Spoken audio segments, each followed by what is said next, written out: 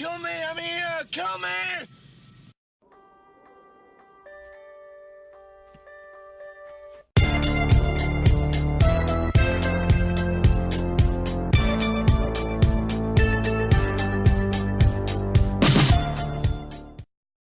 Hey everybody, this is Matthew Movies coming at you with my review of The Santa Claus, the 1994 Christmas movie that I gotta tell you, I personally view as being a classic. Now, this is not a movie of the caliber of, say, like Home Alone or A Christmas Story or others that I think are worthy of that title, but I still think that it's a movie that is definitely one that you can watch in every Christmas season and still get a kick out of. I think there is enough about it that is entertaining and the concept is interesting enough that I think it totally deserves to be given that kind of basically that kind of acclaim or accolade, and I think it's a very fun movie. I enjoy it a lot. If you haven't seen this movie, first off, where have you been? Second off, basically it stars Tim Allen as a guy who ends up killing Santa Claus one night, which it's an interesting beginning to a Christmas movie, but hey, let's just leave it there. And he ends up putting on Santa's pants and he becomes Santa. He goes, delivers the toys with his son, and then over the next year he ends up becoming Santa Claus, and you see as he slowly transitions into the character, and it's very fun from there. And there's a great supporting cast that's set up, and the movie overall I think is a great deal of fun.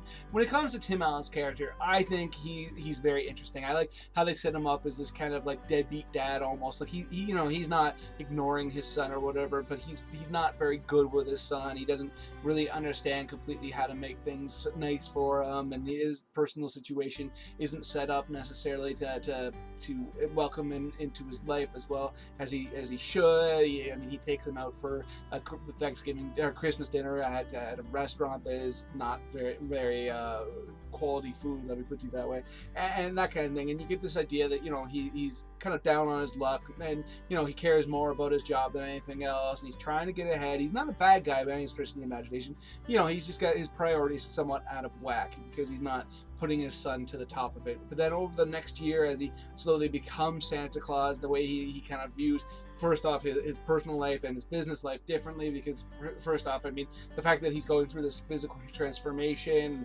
and he's got this great appetite, and he starts to really, you know, focus in on what a kid likes and all that kind of stuff, like a Santa Claus would. How he makes it so he's kind of out of whack at work, and there's this great moment where he's in a park, and a little girl comes up to him and wants to know if he's Santa, and, you know, he's trying to kind of go from there without, you know, acknowledging it or any of that kind of stuff. I mean, it's a very charming moment, and the way that they deal with his character from there, and when you see kind of like the in-between of where he was and when he becomes Santa by the end of the movie, I thought all of that was very well done. And then once he becomes Santa, I thought that was very well handled as well, where, you know, he's definitely enjoys the role, and you can see, you know, he seems to be a lot more fulfilled and happy with his station in life, and he seems to kind of enjoy the people around him, and his relationship with his son has improved tenfold, and all that. So you have this kind of, starting off at the beginning where you can relate to him,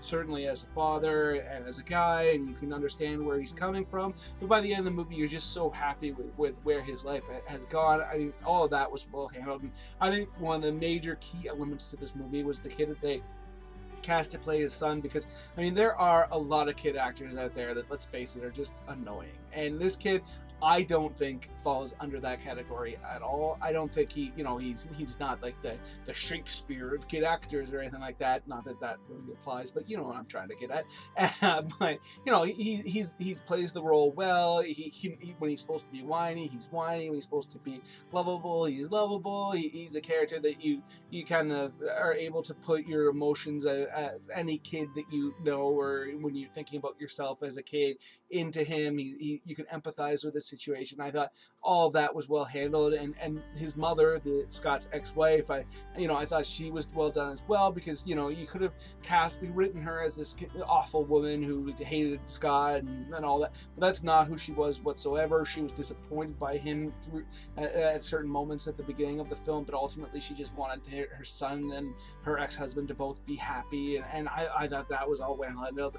And the fact that she's got this new man who's played by Judge Reinhold, who's an actor who, I mean, I've enjoyed in so many things. And to me, I gotta tell you, he's my favorite character in this movie. He's this over the top therapist guy, and the way Scott just kind of hates dealing with him, but at the same time, he's so kind, and he's got such a heartwarming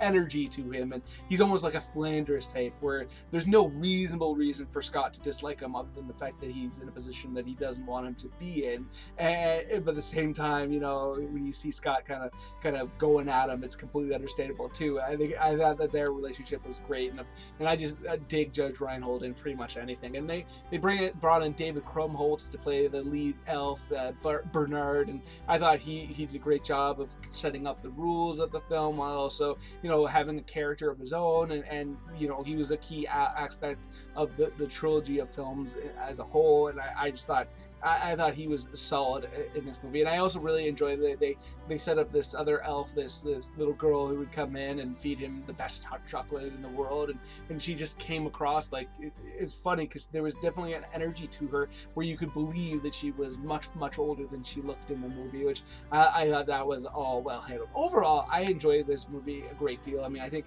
the casting was all extremely well done. The writing was well handled. I mean, it's not a perfect film by any stretch of the imagination. If I was to give it a score out of 10, it would probably be like an 8.5.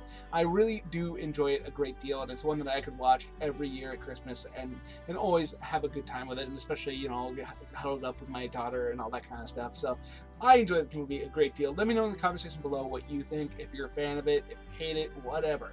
Other than that, please hit that like button, hit that share button. I would love to talk to more people about movies, and if you do that, it's much more likely that they would discover that this video exists and come and check it out. And speaking of which, if you are new here or you just haven't done it yet, please hit subscribe, hit that notification bell. That way you find out when I do put out new videos, and you can come check them out and give me your thoughts, and we can have that back and forth. It'd be absolutely fantastic. Aside from all that though, have yourself a good day.